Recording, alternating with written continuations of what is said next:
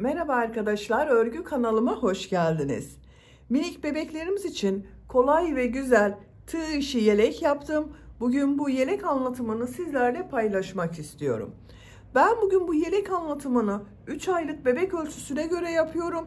Siz bu yeleği yeni doğan bebek için yapabilirsiniz. 1, 2, 3, 4, 5 yaş, her yaş çocuklarınız için yaparak kullanabilirsiniz. Yandan düğmeli yaptım bakın. Buraya düğmeler yaptım. Bebeğe giydirip çıkarması kolay. Ben 3 düğme yapmayı tercih ettim. Siz tercihinize göre daha fazla düğme yapabilirsiniz. 4, 5, 6 düğmeli olarak kullanabilirsiniz. Bakın örgünün ters tarafının görüntüsü bu şekilde. Yelek örgüsüne yakadan zincir yaparak başlıyoruz. 3 aylık için yaptım. Siz aynı sayıda başlayıp bu yaka arttırma sırasını benim yaptığımdan bir sıra önce bitirirseniz yeni doğan bebek için olur arkadaşlar. Bir sıra fazla arttırma sırası yaparsanız da 6-12 aylık arası bebekleriniz için olur. 1 yaş bebek için yapmak istiyorsanız, 1-2 yaş arası çocuklar için yapmak istiyorsanız videonun içerisinde nasıl büyük yapılacağını anlatıyorum. Oraya bakabilirsiniz. Yelek örgüsünde iplik olarak ben bugün bu ipliği kullandım. Kullandığım iplik üzerinde 100 gram iplikte 240 metre var. 1,5 adet iplik kullandım. İkinci yumak iplikten bu kaldı. Siz daha ince iplik kullanıyorsanız 320, 340, 360 metre olan iplikler kullanıyorsanız bir yumak iplik yeterli olacaktır. Tığ olarak 6 numara 3,5 milimetre tığ kullandım. Benim elim çok sıkı değil. Bakın bu orta kalınlıkta bir bebek ipliği arkadaşlar. Bu kalınlıkta bir iplik ile bu tığı kullandım. Yumuşak bir örgü elde ettim. Tığ işi örgülerde eliniz sıkı olduğu zaman yaptığınız örgüler sert olur. Sizin eliniz sıkıysa 4-4,5 milimetre tığlarla yaparsanız daha yumuşak bir örgü elde edersiniz. Yaka bölümünün burasını, bakın burayı ve kol uçlarında bir düz bir ters örgüler yaptım. Çok güzel oldu. Ölçülerini videonun sonunda ölçüyorum. Oraya bakabilirsiniz. Ben mavi renk iplikler kullanarak erkek bebek için yaptım. Siz farklı renk iplikleri kullanarak bu yelek örgüsünü hem kız hem erkek bebekler için yapabilirsiniz. Her marka iplik ile yapabilirsiniz arkadaşlar. İpliğin marka ve rengi sizin tercihinize göre istediğiniz gibi yapabilirsiniz. İpliği tığı hazırlayalım. Hep birlikte bu kolay ve güzel tığ işi yelek örgüsüne başlayalım. Örgü kanalıma abone değilseniz abone olmayı unutmayın lütfen. Örgü kanalıma abone olmak ücretsiz. Örgü kanalıma ücretsiz abone olup orada bulunan zil şeklini dokunarak açık yaparsanız kanalıma video yüklediğim zaman ilk önce size bildirim gelir. Örgülerimden herkesten önce sizin haberiniz olur. Hepinize kolay gelsin. İyi çalışmalar.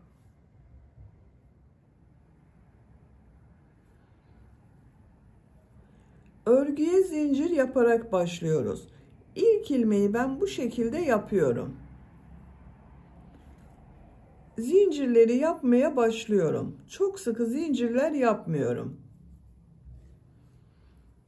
64 zincir yapalım. 64 zincir yaptım. Çok sıkı zincirler yapmadım. Bu zincirin kaç santimetre olduğunu ölçüyorum.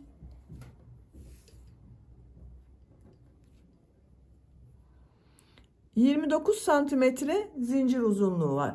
Elimin sıklığına göre, iplik kalınlığına göre 29 santimetre için ben 64 zincir yaptım. Sizin eliniz sıkıysa daha fazla zincir yapmanız gerekebilir arkadaşlar.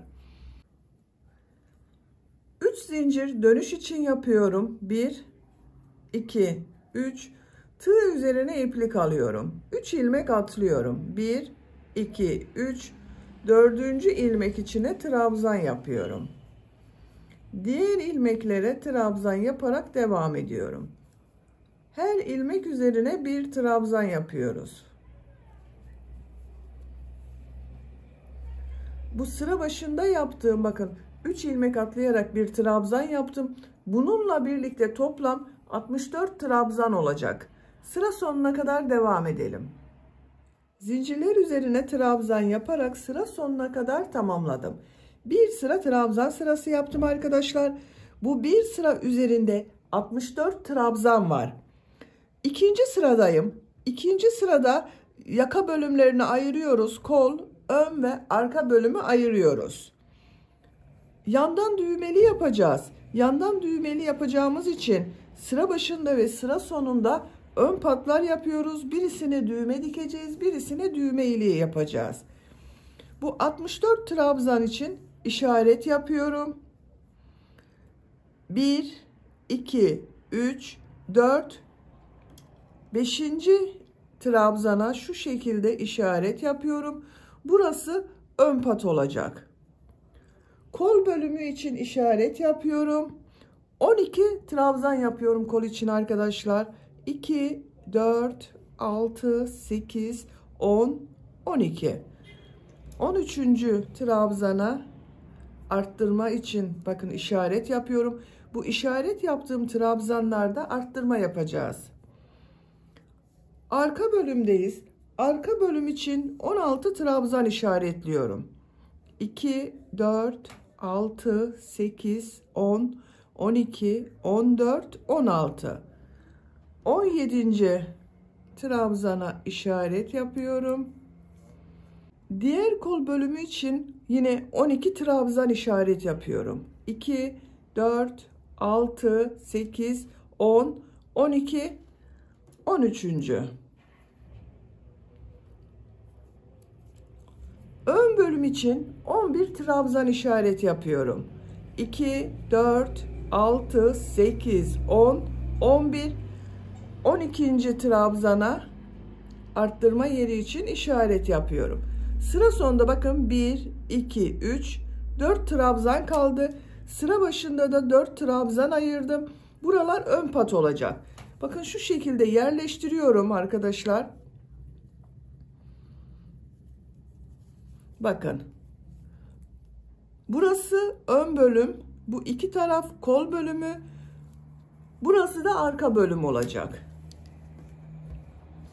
Bu işaret yaptığım trabzanlardan önce ve sonra arttırma trabzanları yaparak örgüde arttırmalar yapıyoruz. Siz bunu 1 yaş çocuk için yapmak istiyorsanız 83 zincir ile başlayıp 80 trabzan yapabilirsiniz.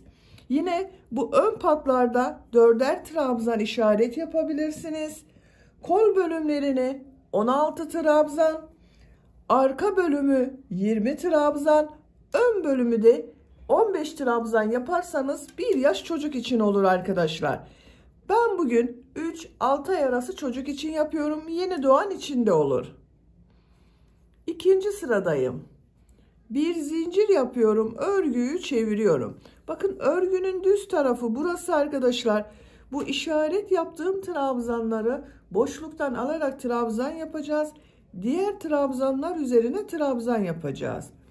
İkinci sırada düğme iliği de yapıyorum. Düğme iliğini bu ön pata yapıyorum. Bu ilk trabzanı da bu işaret yaptığım trabzanlarla uyumlu olsun diye bakın örgünün ters tarafından boşluktan alarak yapıyorum.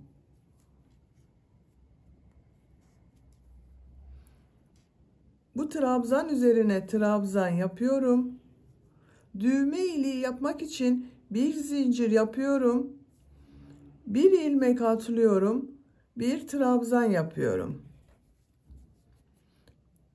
Bakın ilk trabzanı boşluktan aldım, trabzan yaptım. Bir trabzan yaptım. Düğme iliği için bir zincir yaptım. Bir ilmek atladım, trabzan yaptım. Bu trabzanı örgünün ters tarafından boşluktan alıyorum, trabzan yapıyorum.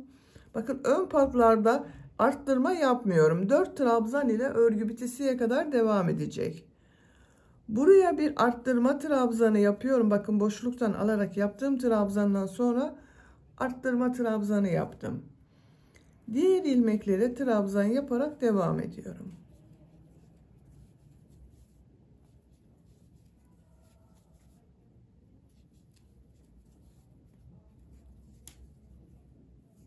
Düğme iliğini bakın buraya yaptık. Bu işaret yaptığım trabzana kadar devam edelim. Bu işaret yaptığım trabzana kadar bakın tamamladım. Burada arttırma yapacağız arkadaşlar. Bakın buraya bir arttırma trabzanı yapıyorum.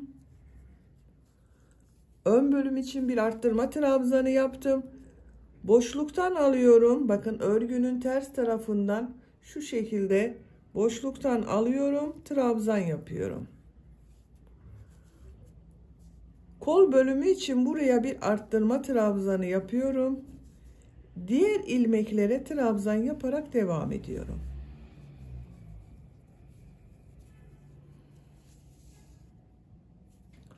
Buraya kadar devam edelim. Bu işaret yaptığım trabzana kadar bakın trabzan olarak yaptım. Bu işaret yaptığım trabzandan önce bu boşluğa yine bir arttırma yapıyorum. Bu işaret yaptığım trabzanı örgünün ters tarafından boşluktan alıyorum, trabzan yapıyorum. Buraya bir arttırma trabzanı yapıyorum. Diğer ilmeklere trabzan yaparak devam ediyorum.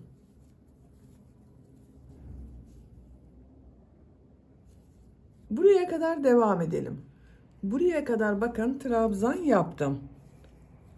Bu işaret yaptığım trabzandan önce boşluğa bir arttırma trabzanı yapıyorum. Bu işaret yaptığım trabzan ters taraftan boşluktan alıyorum, trabzan yapıyorum. Buraya bir arttırma trabzanı yapıyorum. Diğer ilmeklere trabzan yaparak devam ediyorum. Buraya kadar devam edelim. Buraya kadar bakın trabzanları tamamladım. Bu işaret yaptığım trabzandan önce buraya bir arttırma trabzanı yapıyorum. İşaret yaptığım bu trabzanı örgünün bakın ters tarafından boşluktan alıyorum, trabzan yapıyorum. Ön pattayım. Ön patta arttırma yapmıyorum. Bakın burada arttırma yapmıyorum. 4 trabzan üzerine trabzan yapıyorum. 1 2 3 4. trabzanı bir alt sırada 3 ilmek atlayarak yaptığım bir trabzan var. 3. zincire tığ takıyorum, trabzan yapıyorum. Bakın burada da 4 trabzan oldu. Bu ön patlar 4 trabzan ile devam edecek.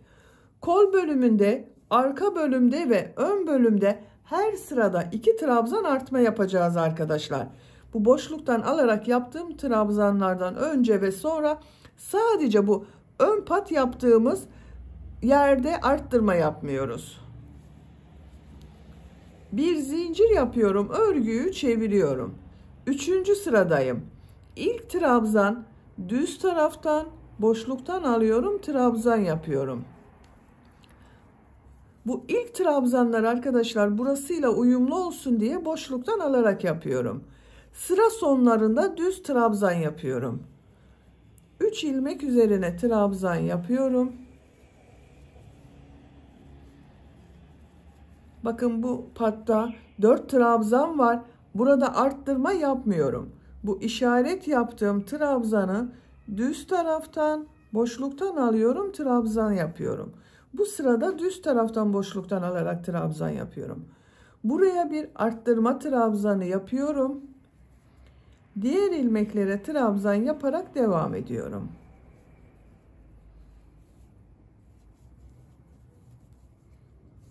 Buraya kadar devam edelim. Buraya kadar trabzan yaptım. Boşluktan alarak yaptığım bu trabzandan önce bir arttırma trabzanı yapıyorum. Bu trabzanı boşluktan alıyorum, trabzan yapıyorum. Buraya yine bir arttırma trabzanı yapıyorum. Diğer ilmeklere trabzan yaparak devam ediyorum.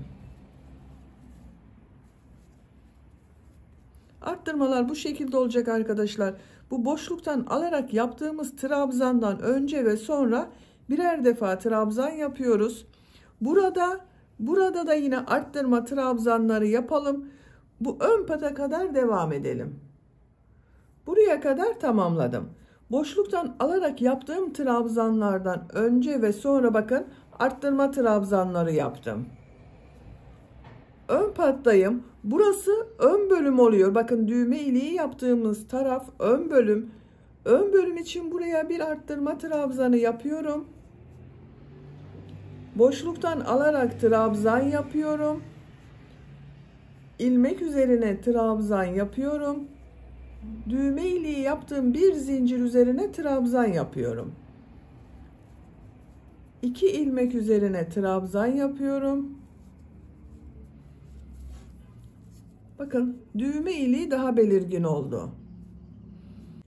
Bir zincir yapıyorum, örgüyü çeviriyorum. İlk trabzanı bu boşluktan alarak yaptığımız trabzanlarla uyumlu olması için ters taraftan boşluktan alıp trabzan yapıyorum. 3 trabzan üzerine trabzan yapıyorum.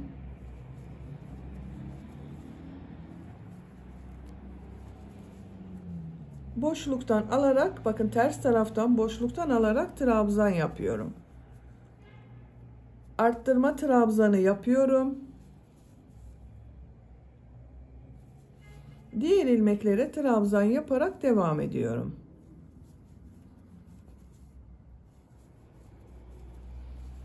Bu boşluktan alarak yaptığımız trabzanlardan önce ve sonra trabzanlar yapalım. Diğerlerine birer defa trabzan yapalım. Sıra sonuna kadar devam edelim. Sıra sonuna kadar tamamladım. Sıra sonunda bakın 4 trabzan üzerine trabzan yaptım. Bir zincir yapıyorum. Örgüyü çeviriyorum. 5. sıradayım. Bu ilk trabzan düz taraftan boşluktan alıp trabzan yapıyorum. Bakın bu ilk trabzanları arkadaşlar sıra sonunda ilmek üzerine trabzan yapıyoruz. Sadece sıra başlarında düz veya ters tarafından boşluktan alarak trabzan yapıyoruz. 3 trabzan üzerine trabzan yapıyorum.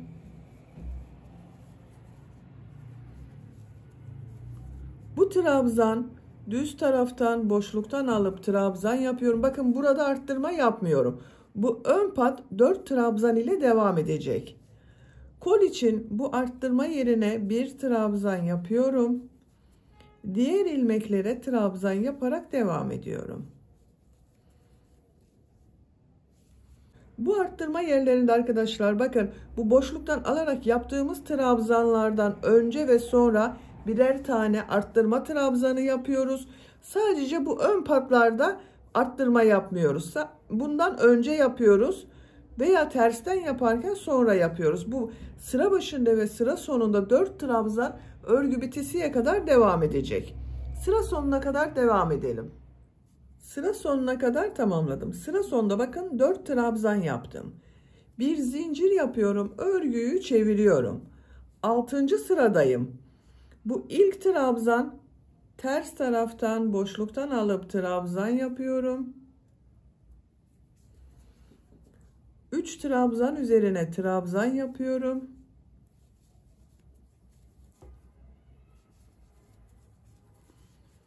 Bu trabzan bakın ters taraftan boşluktan alıyorum, trabzan yapıyorum. Buraya bir arttırma trabzanı yapıyorum. Diğer ilmeklerle trabzan yaparak devam ediyorum. Sıra sonuna kadar devam edelim. Sıra sonuna kadar tamamladım. Bir zincir yapıyorum, örgüyü çeviriyorum. 7. sıradayım. İlk trabzan bakın düz taraftan boşluktan alıp trabzan yapıyorum. 3 trabzan üzerine trabzan yapıyorum.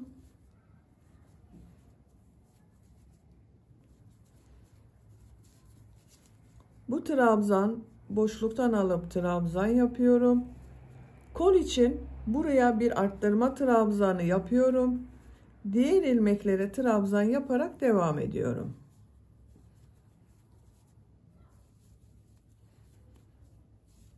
Bu arttırma yerlerinde yine bakın boşluktan alarak yaptığımız trabzanlardan önce ve sonra birer defa trabzan yapalım. Buraya kadar devam edelim. Sıra sonunda yine düğme iliği yapacağız. Buraya kadar tamamladım. Bakın arttırma yerleri olarak bu boşluktan alarak yaptığım trabzanlardan önce ve sonra birer defa arttırma trabzanları yaptım. Bu ön patım buradayım. Bakın bu düğme iliğinden sonra 1, 2, 3, 4 sıra trabzan yaptım.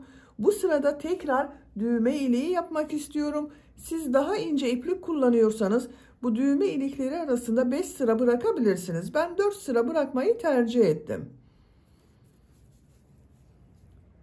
Buraya arttırma trabzanı yapıyorum. Bu trabzanı boşluktan alıp trabzan yapıyorum. Bu trabzan üzerine bir trabzan yapıyorum. Bakın buraya arttırma trabzanı yapmıyoruz arkadaşlar. Ön patların buraya yapmıyoruz. Sadece kol bölümünde arttırma yapıyoruz. Bu ön patların olduğu yerde. Düğme iliği için bir zincir yapıyorum. Bir ilmek atlıyorum. 2 ilmek üzerine trabzan yapıyorum. Bakın ikinci düğme iliğinde yaptım. Üçüncü düğme iliğinde 4 trabzan sırası sonra 5. trabzan sırasında yapacağız. Bir zincir yapıyorum. Örgüyü çeviriyorum. 8. sıradayım.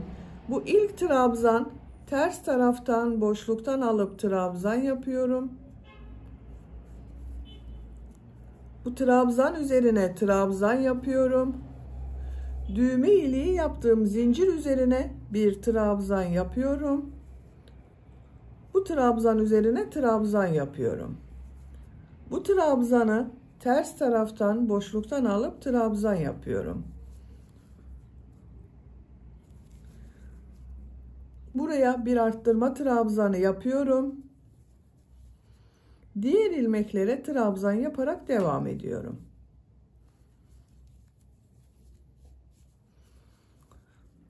Buraya kadar yine devam edelim. Bakın bu boşluktan alarak yaptığımız trabzandan önce ve sonra birer tane arttırma trabzanı yapıyoruz. Buraya kadar devam edelim. Sıra sonuna kadar tamamladım. Bir zincir yapıyorum. Örgüyü çeviriyorum. 9. sıradayım. Bu ilk trabzan düz taraftan boşluktan alıp trabzan yapıyorum. 3 trabzan üzerine trabzan yapıyorum.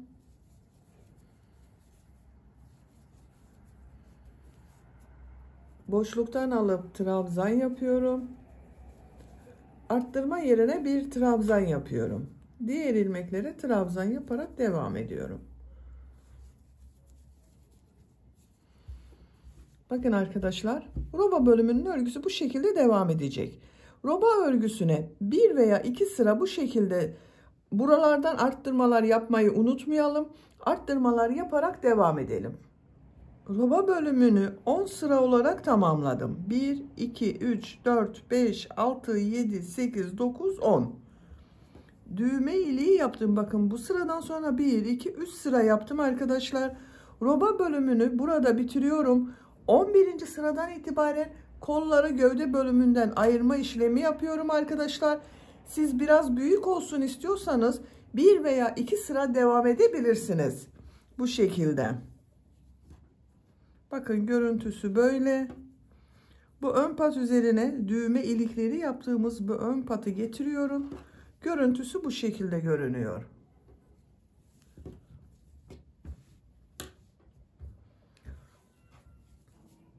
Birinci sıradayım. Bir zincir yapıyorum. Örgüyü çeviriyorum. Bu ilk trabzan düz taraftan boşluktan alıp trabzan yapıyorum. 3 trabzan üzerine trabzan yapıyorum.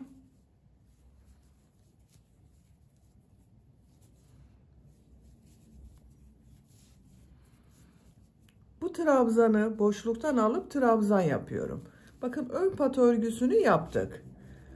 Bu arttırma yerine ön bölüm için yapıyorum arkadaşlar. 2 trabzan yapıyorum. Bakın 2 trabzan yaptım. Kol altı için bir zincir yapıyorum. Çok sıkı zincir yapmadım. Tığ üzerine iplik alıyorum. Kolda bulunan bütün trabzanları atlıyorum. Bakın kol bölümünde bulunan bu boşluğa arka bölüm için 2 trabzan yapıyorum.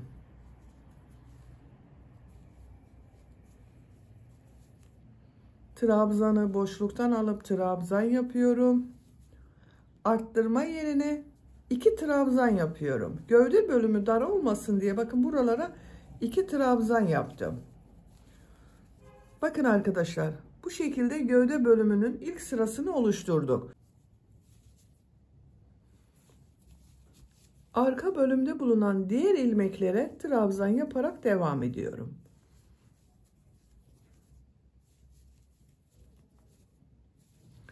Buraya kadar devam edelim. Arka bölümde trabzan yaparak bakın buraya kadar tamamladım. Burada da bu kol altında yaptığımız gibi yapacağız arkadaşlar. Bu arttırma yerine arka bölüm için 2 trabzan yapıyorum.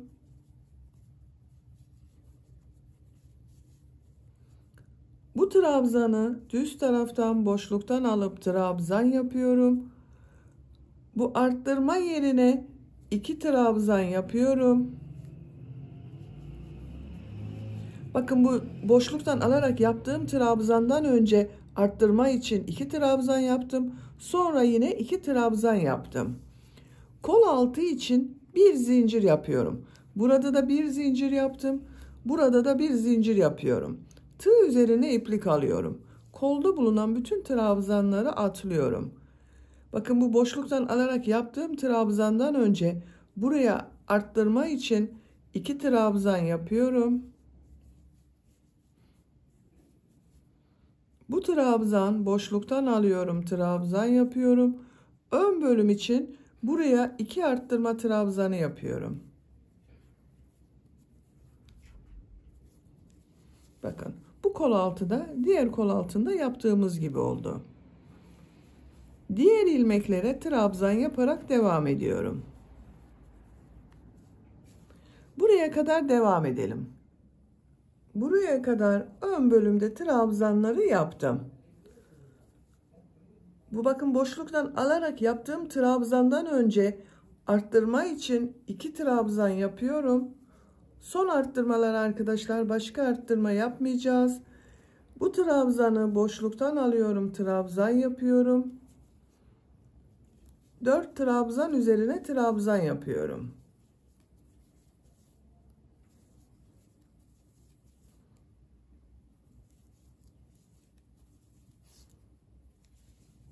Bakın. Görüntüsü bu şekilde oldu. Bu sırada gövde bölümünü kol bölümlerinden ayırdık. Kol altlarında birer zincir yaptım. Artık örgü gövde örgüsüyle devam edecek. Bakın burası ön bölüm. Bir de bu düğme için yaptığımız pat ön bölüm. Şu şekilde. Arka bölümün görüntüsü de bu şekilde.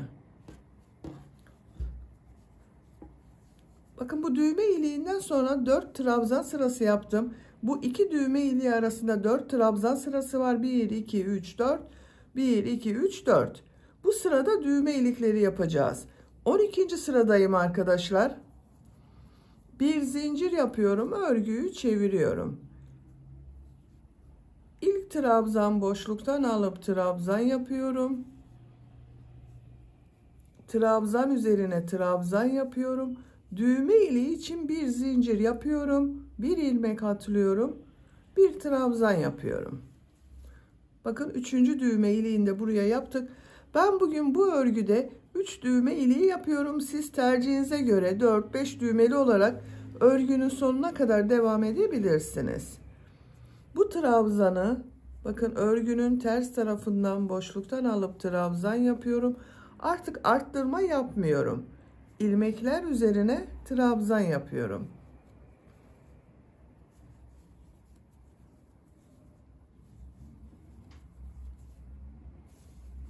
Buraya kadar devam edelim. Buraya kadar trabzan olarak yaptım. Bakın ön bölümün görüntüsü bu şekilde arkadaşlar. Bu trabzanı boşluktan alıp trabzan yapacağız. Bakın şu şekilde örgünün ters tarafından boşluktan alıp trabzan yapıyorum. 2 trabzan üzerine trabzan yapıyorum. Kol altında bir zincir yaptım. Bu bir zincir üzerine 3 trabzan yapıyorum. Arttırma yapıyorum bakın. 1 2, 3. Burada 2 trabzan var. Bunların üzerine trabzan yapıyorum. Bu boşluktan alarak yaptığım trabzandayım. Bunu örgünün ters tarafından boşluktan alıp trabzan yapıyorum. Diğer ilmeklere trabzan yaparak devam ediyorum.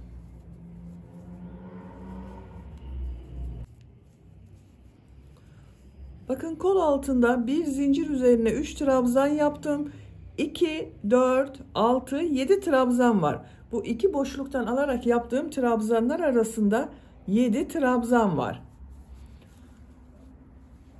Diğer kol altında da aynı yapacağız. Bu bakın boşluktan alarak yaptığım trabzana kadar trabzan yaparak devam edelim. Buraya kadar trabzan olarak tamamladım. Bu boşluktan aldığım trabzanı boşluktan alıyorum. Bakın ters taraftan boşluktan alıyorum. Trabzan yapıyorum. 2 trabzan üzerine trabzan yapıyorum. Burada yaptığım bir zincir üzerine 3 trabzan yapıyorum.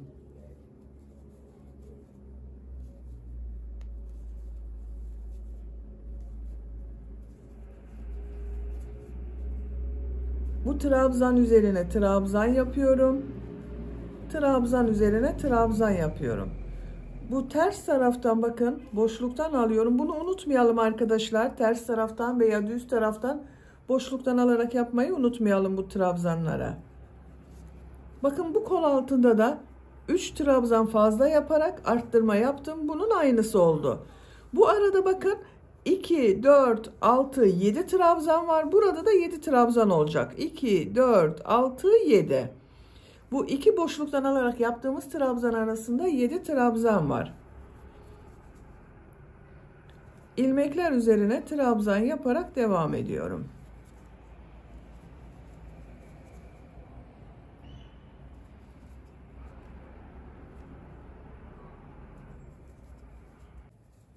Bir zincir yapıyorum, örgüyü çeviriyorum.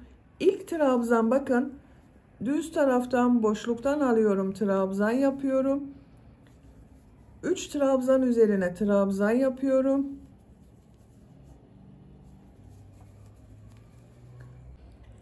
Düz taraftan boşluktan alıp trabzan yapıyorum. Diğer trabzanlar üzerine trabzan yapıyorum.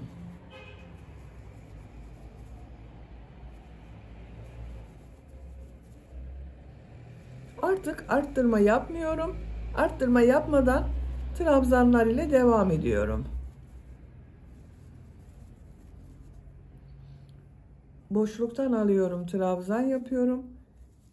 Diğer ilmeklere trabzan yapıyorum. Bakın arkadaşlar, burası 7 trabzan ile devam edecek. Bu kol altında da yine aynı yapalım. Bakın bu trabzanları boşluktan alıp trabzan yapalım. Bu trabzan üzerine trabzan yapalım.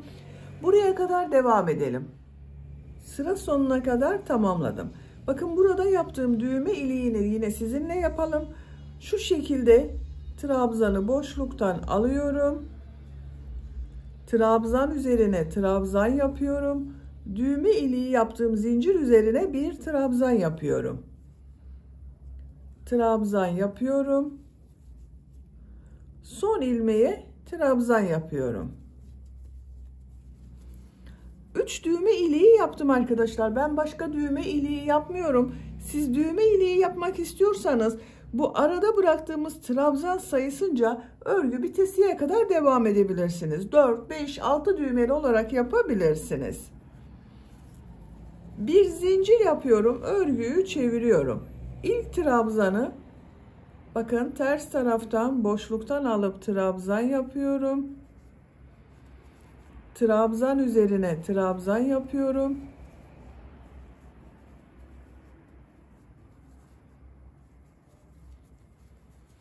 Bu trabzanı ters taraftan boşluktan alıp trabzan yapıyorum. Diğer ilmeklere trabzan yapıyorum. Gövde bölümünün örgüsü bu şekilde devam edecek. Ben başka düğme iliği yapmıyorum. Tekrar ediyorum arkadaşlar. Siz düğme iliği yapacaksanız düğme iliklerini yapmayı unutmayın.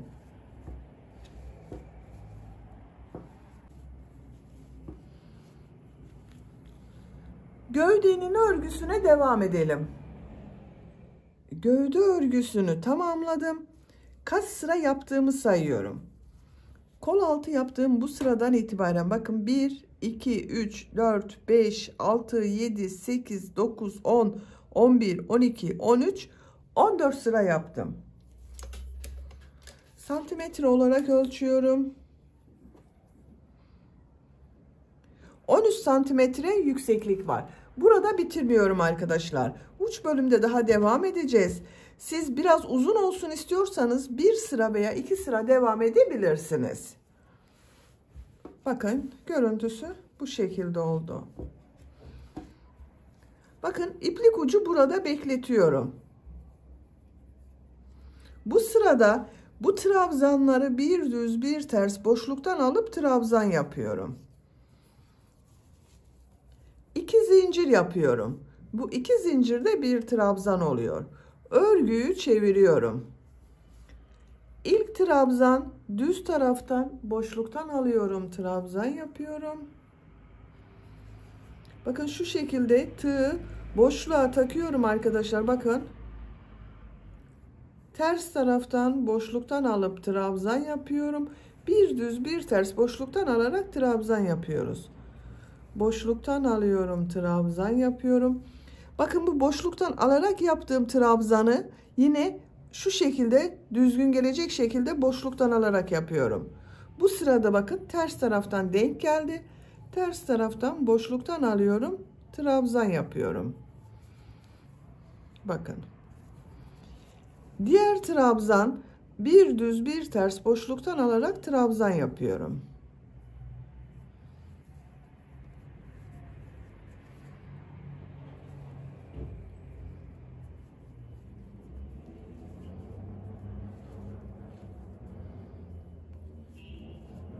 Bakın görüntüsü bu şekilde oluyor. Sıra sonuna kadar devam edelim. Sıra sonuna kadar tamamladım. Son trabzanı şu şekilde ilmekten yaparak trabzan yapıyorum arkadaşlar. Bakın bu sırada bir düz bir ters örgüler yaptım. Bu şekilde oldu. Burada bir şey hatırlatmak istiyorum arkadaşlar. Bakın bu arka bölümde şu düz gelen, bakın düz taraftan boşluktan alarak yaptığım trabzanın denk gelmesi için şurada 2 trabzanı boşluktan alarak trabzan yaptım. Bunun düz gelmesi için, bakın buradan düz görüntü olması için başka bir şey yapmadım.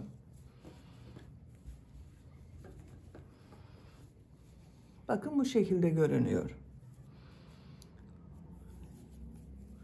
2 zincir yapıyorum. Örgüyü çeviriyorum. Bu sırada yaptığım bu trabzanları nasıl görüyorsam o şekilde boşluktan alıp trabzan yapıyorum. Düz tarafta görüyorum. Boşluktan alıp trabzan yapıyorum. Ters taraftan görüyorum. Boşluktan alıp trabzan yapıyorum. Düz taraftan boşluktan alıp trabzan yapıyorum. Ters taraftan boşluktan alıp trabzan yapıyorum. Nasıl görüyorsak o şekilde boşluktan alarak trabzan yapıyoruz.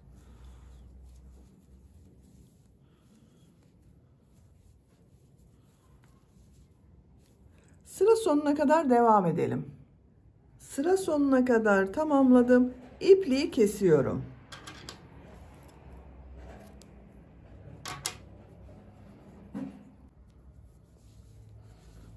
Bakın arkadaşlar bu şekilde oldu. Ben 2 sıra bir düz bir ters örgü yaptım. Siz tercihinize göre bunu 3 sıra yapabilirsiniz. Görüntüsü bakın bu şekilde oldu. Şimdi kol örgüsünü yapacağız. Bir yumak iplik burada bitti arkadaşlar. Bakın bir yumak iplikten bu kaldı. İkinci yumak ipliğe başlıyorum.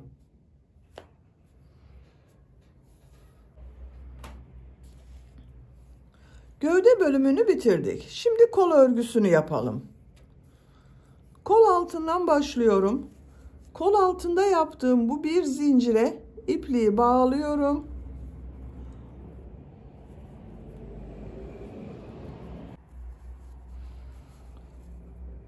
Bu ilmekten bakın bir ilmek yapıyorum. Tığ üzerine iplik alıyorum. Bu arttırma yerine kol bölümü için 2 trabzan yapıyorum. İplik ucunu içinde tutuyorum.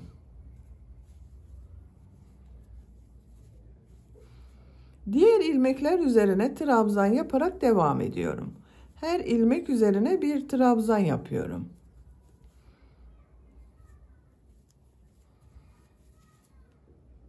Sıra sonuna kadar devam edelim.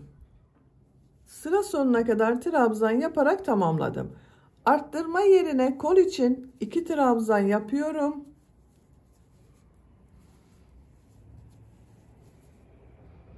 Sıra başında da 2 trabzan yaptım. Sıra sonunda da bakın arttırma yerine 2 trabzan yaptım. Kol altında bulunan bu bir ilmek ile ilmek kaydırma yaparak birleştiriyorum. Bakın bir sıra trabzan sırası yaptım. 2 zincir yapıyorum. Örgüyü çeviriyorum. Her ilmek üzerine bir trabzan yapıyorum.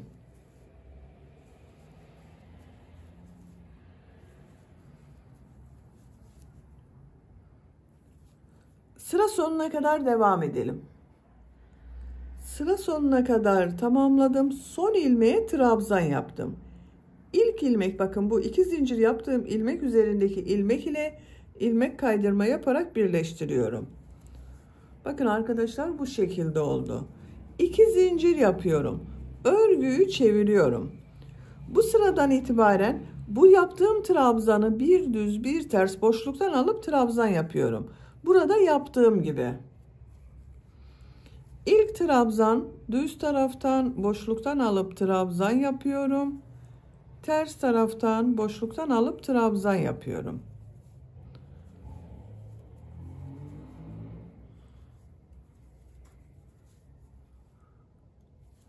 Sıra sonuna kadar devam edelim. Sıra sonuna kadar tamamladım. Son trabzan düz taraftan boşluktan aldım trabzan yaptım. İlk ilmek ile ilmek kaydırma yaparak birleştiriyorum. Sıra başında yaptığım bakın 2 zincir ters tarafta görünen trabzan oldu. Düz trabzan ile başladım. Düz trabzan ile bitirdim. Bu 2 zincir ters tarafta görünen trabzan oldu. Kol bölümünün örgüsü bu şekilde. 2 zincir yapıyorum. Bu sırada yaptığım bu trabzanları nasıl görüyorsam o şekilde boşluktan alıp trabzan yapıyorum. İlk trabzan düz tarafta görüyorum. Boşluktan alıp trabzan yapıyorum. Ters taraftan boşluktan alıp trabzan yapıyorum. Düz taraftan boşluktan alıp trabzan yapıyorum. Sıra sonuna kadar devam edelim. Sıra sonuna kadar tamamladım. Son trabzanı yine bakın düz taraftan boşluktan aldım trabzan yaptım. İlk ilmek ile ilmek kaydırma yaparak birleştiriyorum. 2 sıra yaptım arkadaşlar. Bakın trabzan sırasıyla birlikte 3 sıra görünüyor. 1, 2 kol örgüsünü burada bitiriyorum.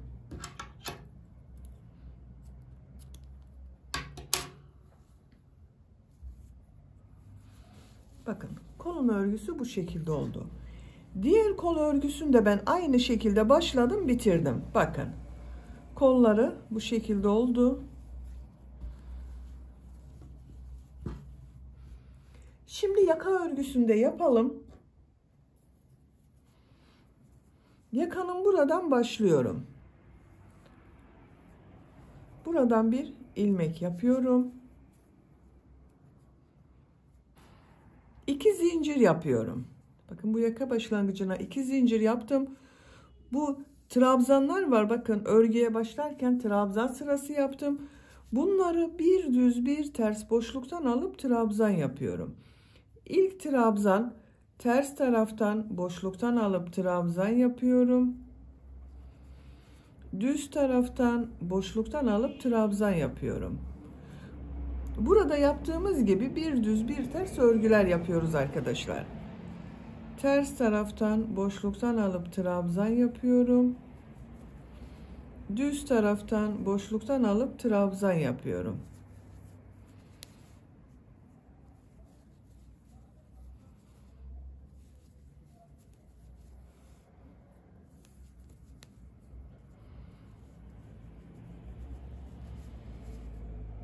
Sıra sonuna kadar devam edelim.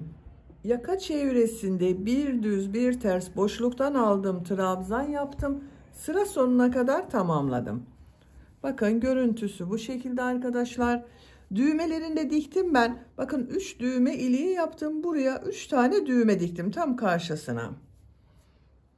Yakada bir sıra daha bir düz bir ters örgüler yapıyorum. Siz isterseniz bakın burada bitirebilirsiniz. 2 zincir yapıyorum. Tığ üzerine iplik alıyorum. İlk trabzan düz taraftan boşluktan alıp trabzan yapıyorum. Bu trabzanları nasıl görüyorsam o şekilde boşluktan alarak trabzan yapıyorum. Ters taraftan boşluktan alıyorum, trabzan yapıyorum. Düz taraftan boşluktan alıp trabzan yapıyorum. Ters taraftan boşluktan alıp trabzan yapıyorum. Sıra sonuna kadar devam edelim. Sıra sonuna kadar tamamladım. Son trabzanda bakın boşluktan alıyorum, trabzan yapıyorum. İpliği kesiyorum.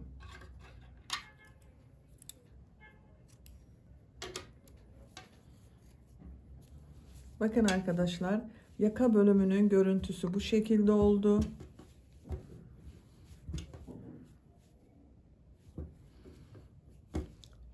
Yeleğin örgüsünü de bitirmiş oldum.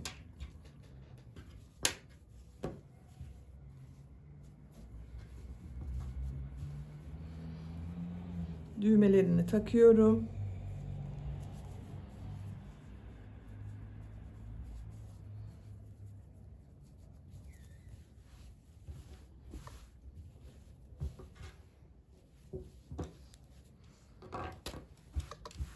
Yeleğin bitmiş olarak ölçülerini söylüyorum. Kol altının buradan gövde genişliğini ölçüyorum. 22 santimetre. Yüksekliğini ölçüyorum. Omuzdan yükseklik 28 santimetre. Kol altından yüksekliği ölçüyorum. 15 santimetre. Ben bugün 3 aylık bir bebek için yaptım. Bu büyüklükte oldu arkadaşlar. Bebeğiniz kilolu olmazsa 6 aylık bebek de çok rahat kullanır. Yeni doğan bebeğe de kullanabilirsiniz. 1 ayından itibaren çok rahat olur bakın. Beni dinlediğiniz ve izlediğiniz için hepinize çok teşekkür ederim. Örgü kanalıma abone değilseniz abone olmayı unutmayın lütfen. Örgü kanalıma abone olmak ücretsiz. Örgü kanalıma ücretsiz abone olup orada bulunan zil şeklini dokunarak açık yaparsanız çok sevinirim arkadaşlar. Sizlerle yeni örgülerde görüşmek dileğiyle. Hoşça kalın, sevgiyle kalın.